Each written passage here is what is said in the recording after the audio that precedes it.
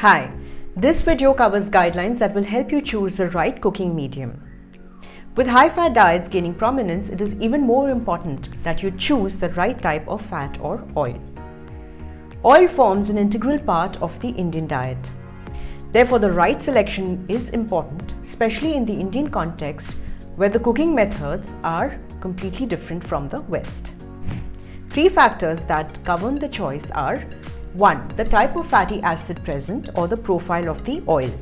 2. Heat stability. And 3. The type of diet that you follow, for example, low carb, high fat, etc.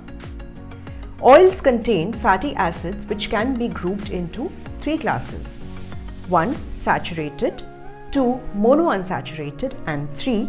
Polyunsaturated, further subdivided into the omega-6 and omega-3 fatty acids.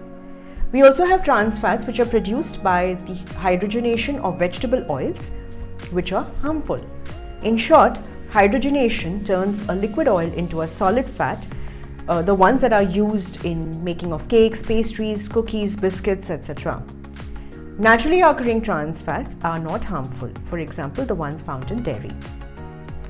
Coming to saturated fats, now their fat molecules pack tightly against one another, and this packing results in fats that are solid at room temperature.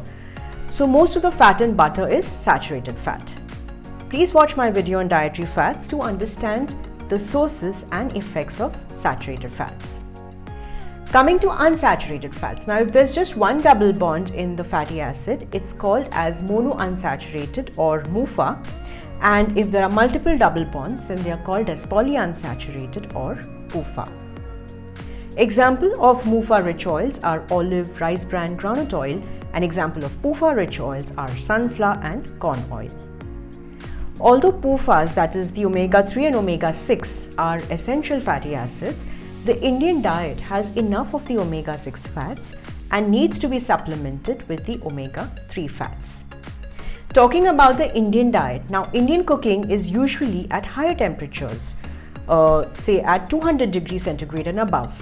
Fatty acids are sensitive to heat, light and oxygen, and overexposure to these during storage or cooking can change the chemical structure of the fatty acids, thus affecting our health. Heat stability is indicated by the smoke point. Now the smoke point, also known as the burning point of an oil, is the temperature at which it begins to produce a continuous bluish smoke that is clearly visible. Generally, if the cooking temperature is too high, the oil will eventually degrade. The longer it is heated, the more it will deteriorate.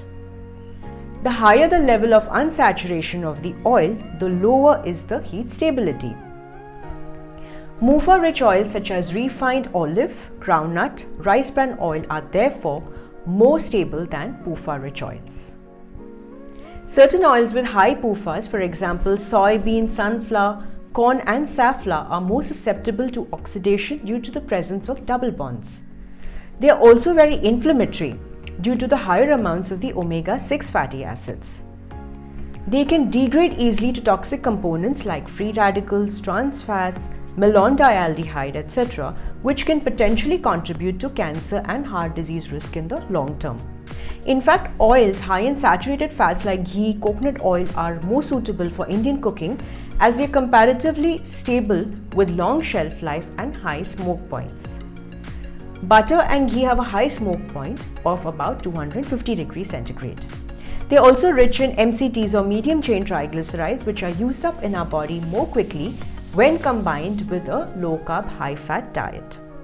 A word of caution: if you increase the quantity of saturated fats in your diet, you must be lowering the total carbohydrate intake. Taken together in large amounts, they can cause fat storage and related health effects. And in terms of the liquid oils, choose those which have higher MUFAs and lesser omega-6 PUFAs. Now, is refining good?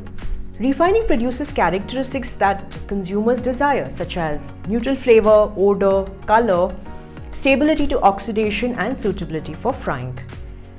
The smoke point increases with refining. So unrefined coconut, groundnut and olive oil have a smoke point in the range of 160 to 210 degrees centigrade, and it increases up to 230 to 240 degrees centigrade after refining.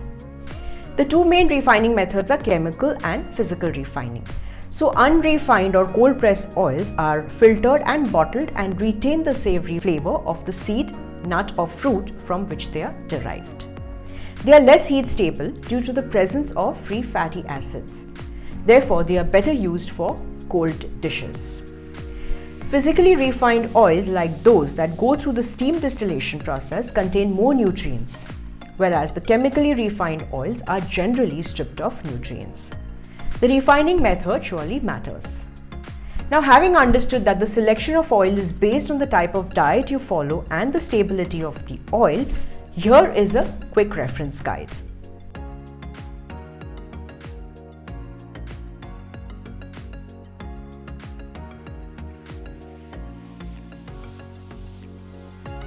If you like this video, please like, comment and share. You may also subscribe to the channel and hit the bell icon for more updates.